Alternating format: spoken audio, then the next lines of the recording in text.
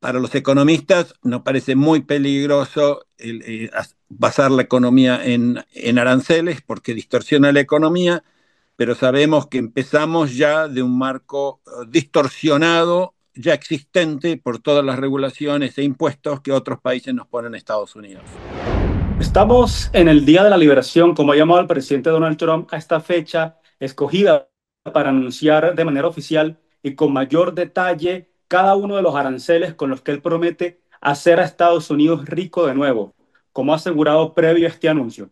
Para entender de qué se trata esta polémica decisión, pues hemos decidido invitar acá en Panam Post hoy a el economista Alejandro Schaffer, quien tiene una larga trayectoria que con su permiso me voy a saltar para que entremos en materia y no quitarle mucho tiempo. Ayúdenos, bienvenidos y ayúdenos a entender de qué se tratan estos aranceles de Donald Trump y cuáles pueden ser sus efectos a mediano y largo plazo.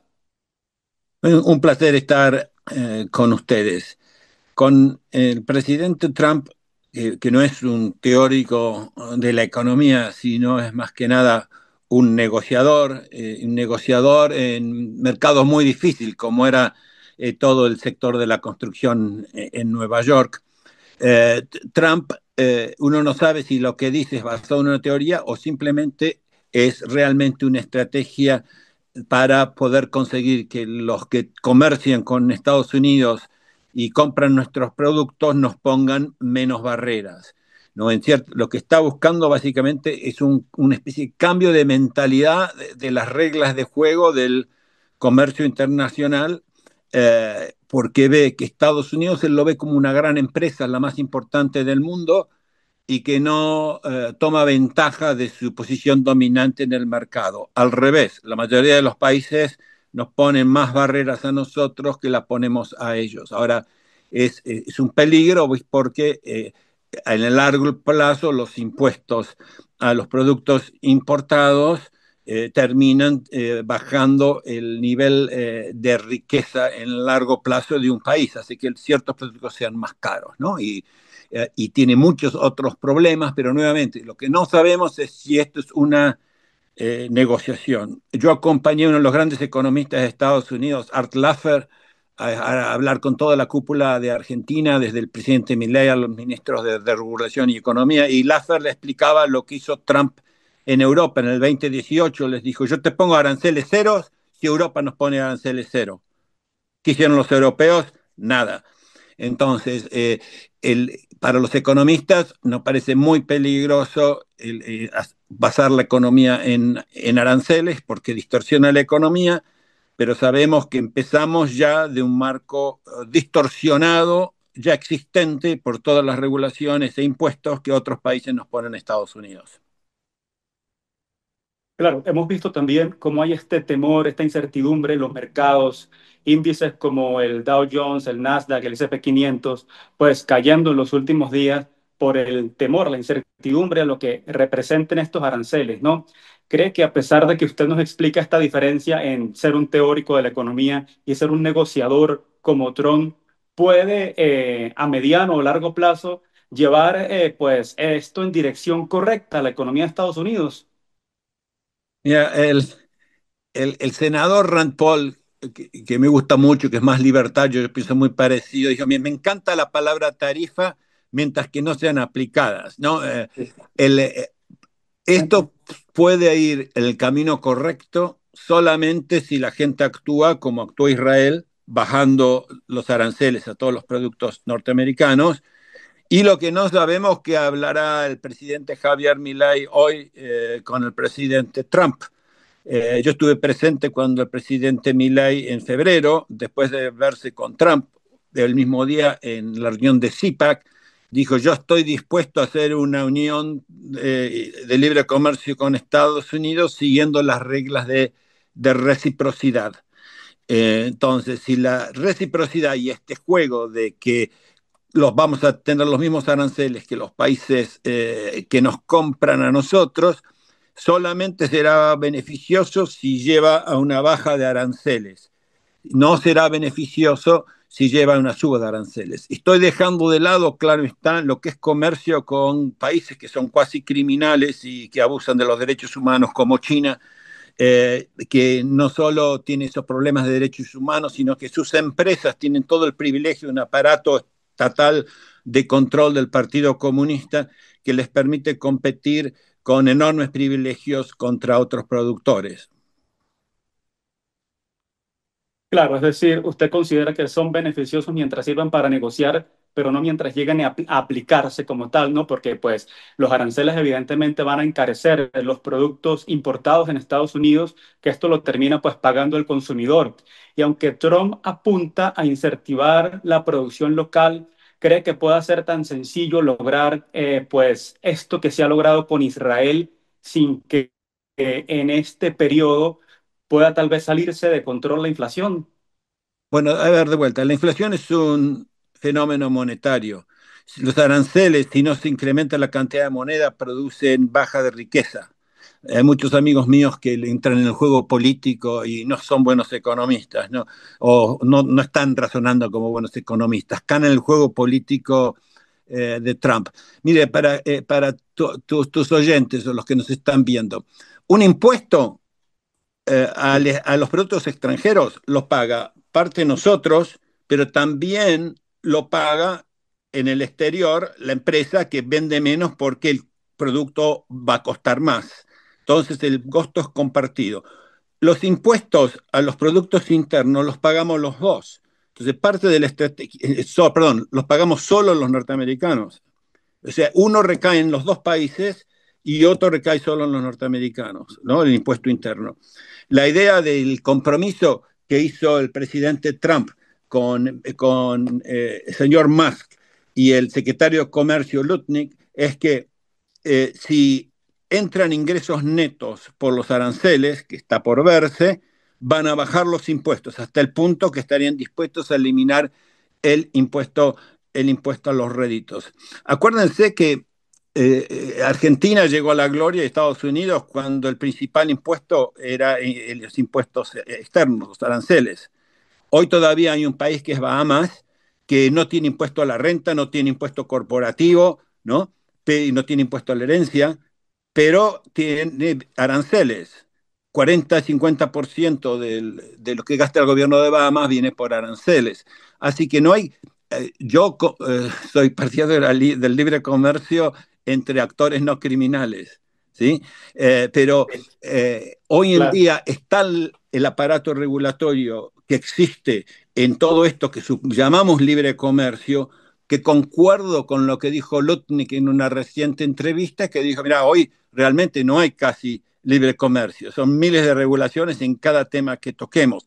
También dijo el secretario de Comercio que para la sociedad es mal una política basada en aranceles. Y obviamente un arancel generalizado del 20% sería un desastre, pero Trump lo usa en forma pragmática. También podemos criticar esta forma pragmática que la usa, porque supone que ellos saben exactamente, ¿viste?, cuánto tiene que ser el arancel para poder mejorar el comercio con algún país. Y realmente pienso que hay mucho de optimismo, en inglés decimos wishful thinking, ¿no? En pensar que esta política de ingeniería social, de aranceles discriminatorios, va a salir muy bien. Yo tengo mis dudas, así que lo miraré de cerca.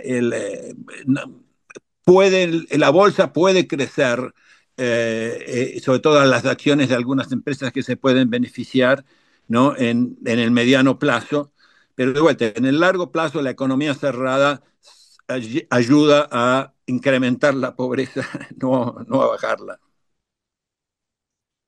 Claro, ya de hecho hay pronósticos de reducción de la expectativa de crecimiento económico producto de los aranceles. Países como México y Canadá, la Unión Europea también está expectante a lo que pueda ocurrir con estos aranceles.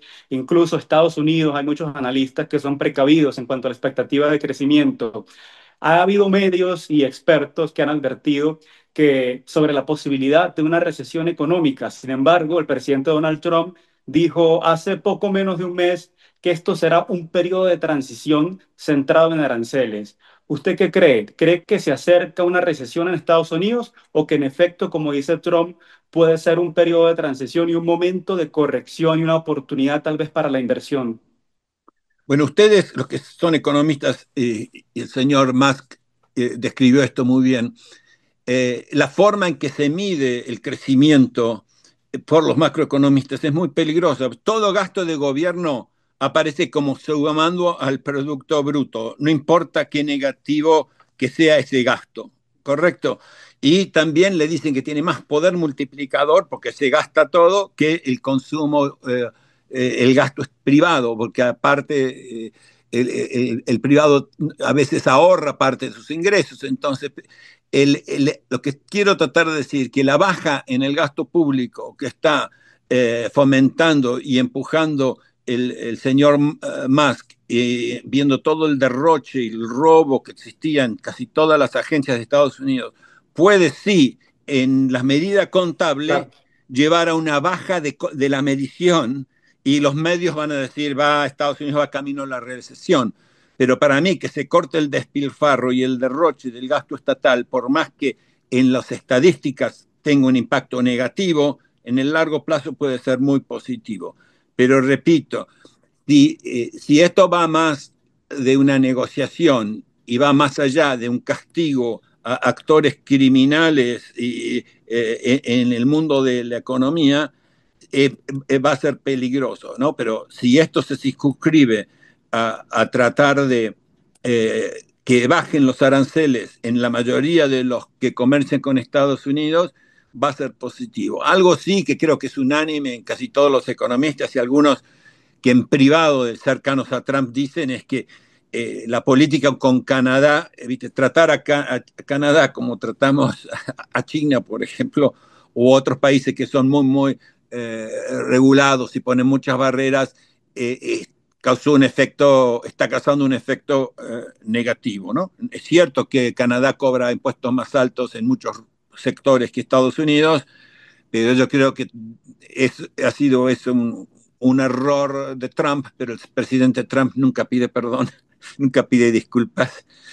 Así que Sí. lamentablemente, collateral damage, ¿no? Daño colateral que está causando en uno de los socios comerciales más importantes de Estados Unidos.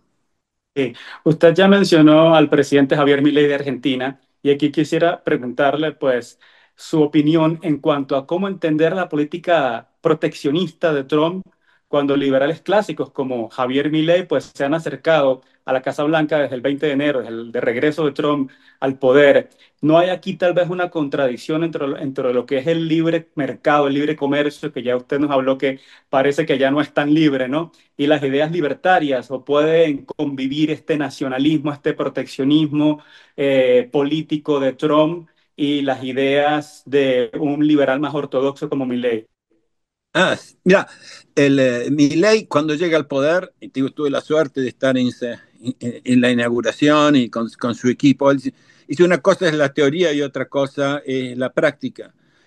Todos estos líderes de lo que la gente llama la ultraderecha son todos muy distintos, ¿no? Le Pen es a favor del aborto, por ejemplo. Orban es un gran lector y más antiliberal que los demás. Lo que tienen en común estos líderes es que ponen a su país primero. ¿No? Entonces, Estados Unidos, uno de los think tanks más cercanos a Trump se llama America First Policy Institute. Yo acabo de estar con la Fundación Heritage en Argentina hace 2 semanas y la cena que les ayuda a hacer se llamaba America First, América Primero. Pero el mensaje que les daba el doctor Robert, presidente de Heritage, es que ustedes tienen que poner a Argentina primero. Y un reportaje lindísimo del ex Friedman a Narendra Modi de India, y él dice, yo soy India First. Esto es lo que corresponde a un líder de un país, de poner más al de uno sobre los demás, sin denigrar a los demás. Te cuento que que es el economista liberal más famoso del mundo, Ludwig von Mises, acérrimo defensor del libre cambio, él recomendaba aranceles retaliatorios contra los enemigos de Austria. ¿Okay?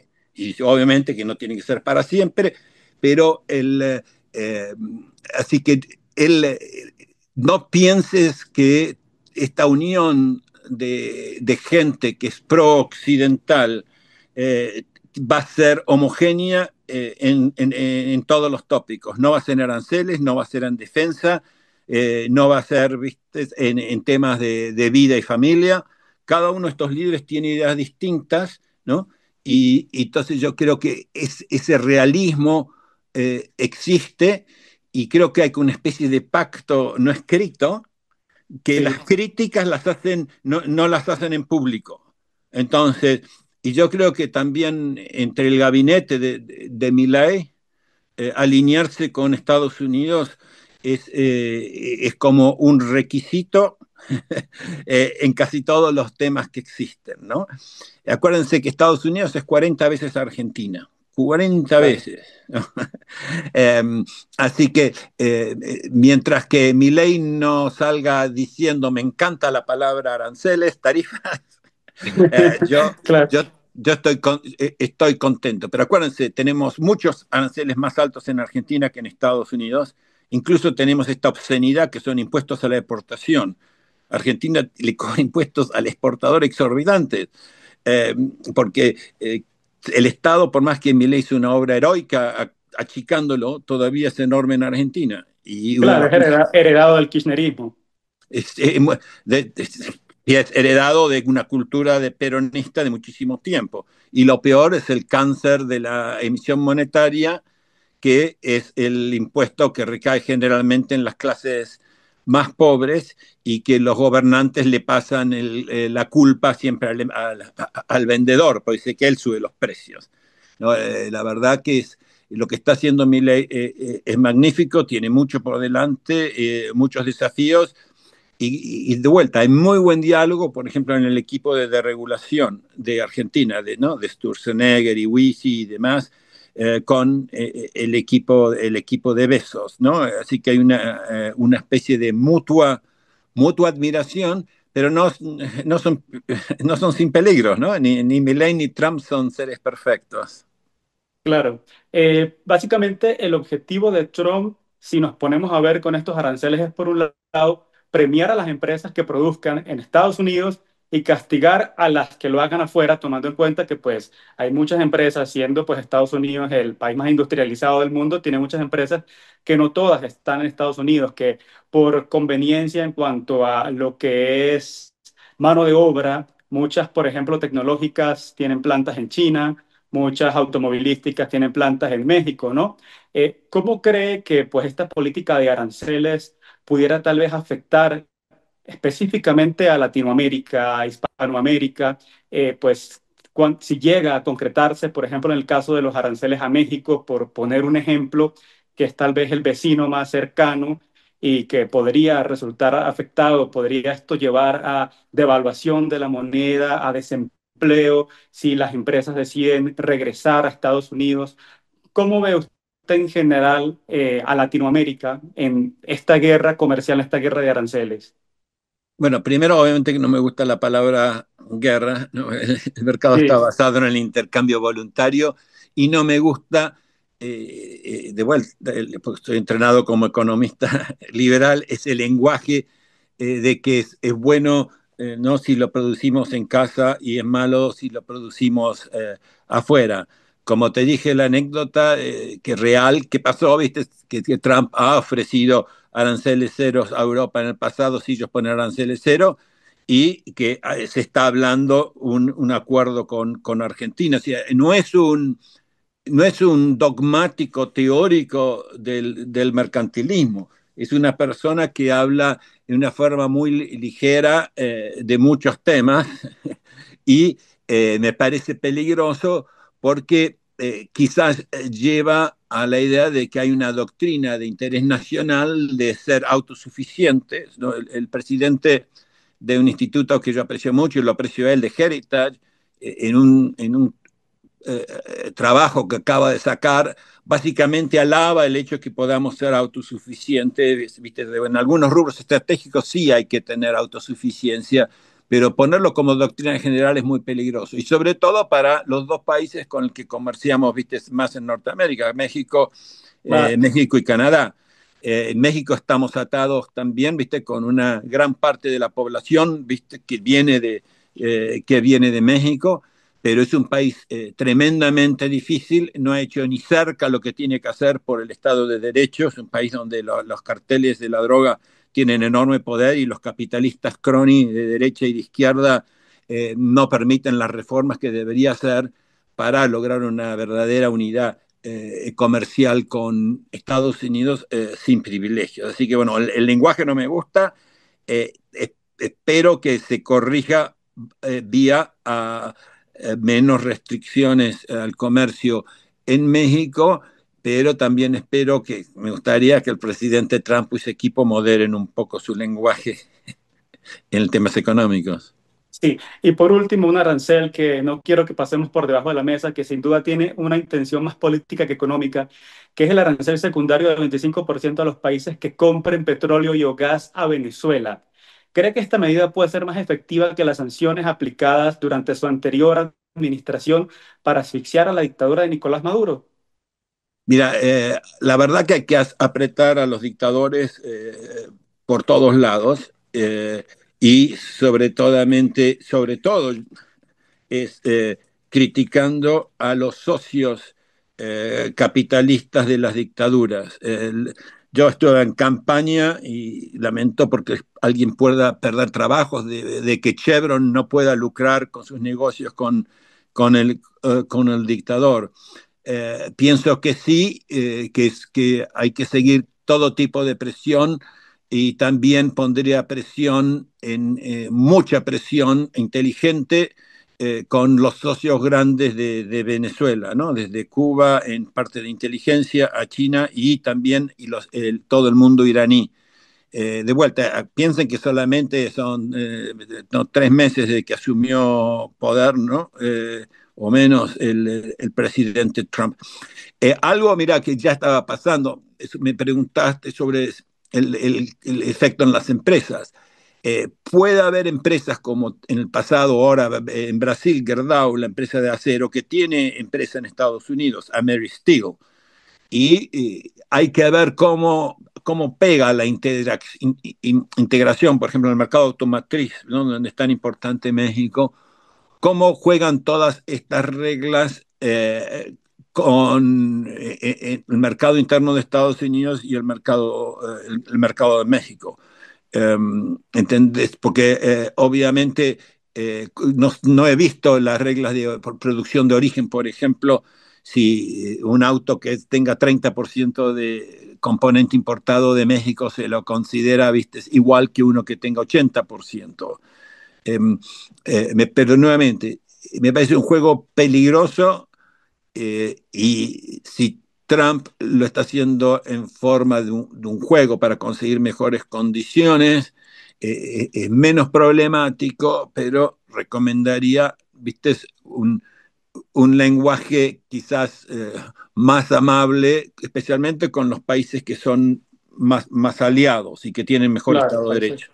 Claro, países amigos. En el caso de países enemigos o de con regímenes enemigos, para ser específico, como el caso de Venezuela, no, no. Usted dice que hay que ahogar a los dictadores, asfixiar a los dictadores, y en este caso cree que pues sí debe finalmente concretarse la salida de Chevron de Venezuela, que se le extendió la licencia hasta el 27 de mayo. También se le revocó ya la licencia para operar en Venezuela Repsol de España o Amaur el Amprom de Francia.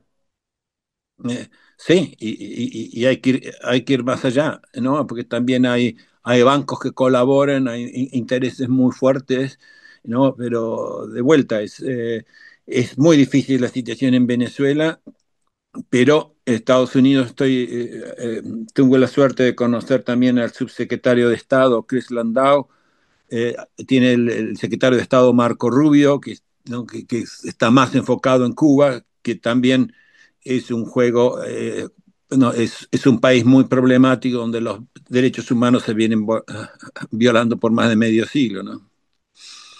Bueno, le doy las gracias a Alejandro Schaffen por habernos acompañado unos minutos para analizar pues toda esta situación de los aranceles de Trump acá en Pan Am Post. Muchas gracias. Un placer.